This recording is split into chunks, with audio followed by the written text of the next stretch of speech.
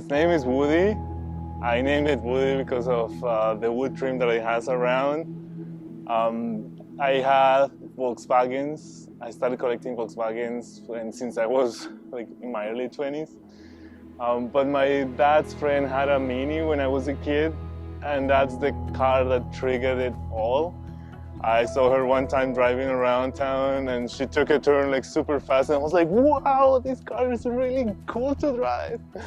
And my dad was into cars, and so I had it in my veins. And I started with the Carmanguia and the other Volkswagens and the buses, and I have 5 of them. But I always wanted a Mini, and I only could manage to buy one when I moved to Canada. They're not available in Colombia. There's only a few. They were made in Venezuela, different ones, only the Rover versions. And when I moved here, I had to save the money. I didn't want to get in debt for it. So it took me a couple of years. I saw it in Victoria. I posted online, started as a pandemic project, and went to see it.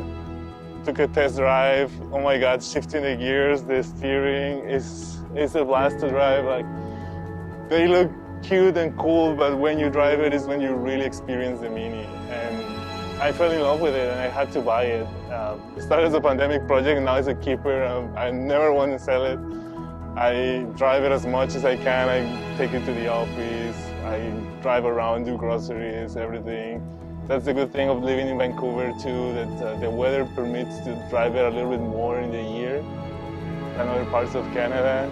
So I drive her around a lot, and I just love it, and really gives me a smile every time I start the engine and I take off, and everybody else smiles too. So it brings good energy to everyone around and to me. So I just love to have the Mini, and I hope to keep her for many years.